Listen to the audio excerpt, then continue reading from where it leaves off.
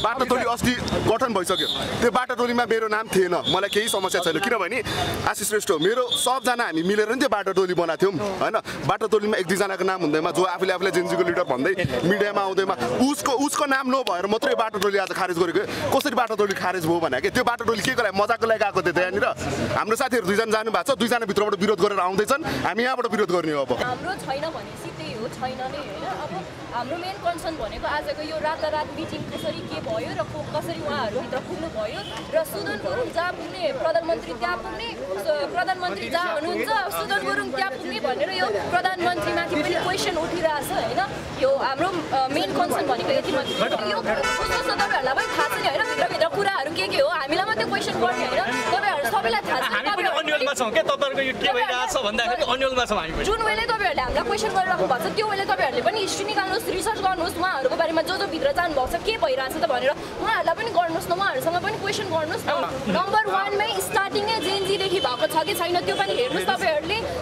history हेर्नुहोस् उहाँको सबै कुरा हेर्नुहोस् अनि त्यस पछाडि आउनुहोस् छलफल थियो तर प्रधानमन्त्री आउनु भएन त्यसमा चाहिँ म पनि गएँ होइन 12 जना चुनेर गयो त्यहाँ गएर 25 जना भयो होइन कसरी भयो हामीलाई त्यहाँ कुरा बोल्न दिइरहेको छैन अनि बोल्न दिनु पर्ने हिजो जुन चाहिँ प्रदेश संयोजकको कुरा थियो कमसेकम प्रत्येक प्रदेशको संयोजकलाई पठाउनु पर्थ्यो भित्र नहालेर बाहिरको मान्छेलाई 20 जना पुग्यो कसरी पुग्यो होइन यसको जवाब चाहिँ कसले दिने अनि जुन चाहिँ हिजो चाहिँ बसेको हाम्रो जेएनजीको प्रतिनिधिहरूको होइन राष्ट्रपतिजीसँग वार्ता टोली बन्यो त्यसमा चाहिँ महिलालाई पनि हाल्न हामीले चाहिँ किशोरी कार्कीलाई चाहिँ अगाडि सार्यो तर किशोरी कार्कीलाई नहालेन किन हाल्यो यसको चाहिँ जवाब कसले दिने हो त्यहाँ सबैजना प्रायः जस्तो अमेरिकन युथ काउन्सिलको एनजिओ आइएनजीको छ सबैको छानबिन गरेर हजुर छानबिन गरेर यहाँ लिएर आउनु पर्यो सबैको इन्फर्मेसन अनि ल माने हजुरहरू भन्छ जो पनि मान्छे अमेरिकन युथ काउन्सिलमा इन्भल्भ भएको हुन्छ कुनै पनि आइएनजिओ एनजिओसँग इन्भल्भ भएको मान्छे चाहिँ हामीले राख्दै नराख्ने भनेको थियौँ तर 81 राति 3 बजे त्यो मान्छेहरू चाहिँ कताबाट अघि सरले भन्नुभयो जति पनि भित्र गएको मान्छेहरू छ जो एक्सेस पाएको छ त्यसको डिटेल चाहिँ चाहिन्छ जो को कहाँबाट परिचालित छ हामीले राष्ट्रिय त्यहाँ जाँदै गर्दा राष्ट्रिय हित विपरीतका कुराहरू पनि सोध्नुपर्ने होला नि त होइन आज देश कहाँ जाँदैछ आज देश चाहिँ यो सरकारले के खोज्दैछ देशले गृह उद्यम धकेल्न खोज्दैछ फेरि यहाँ चाहिँ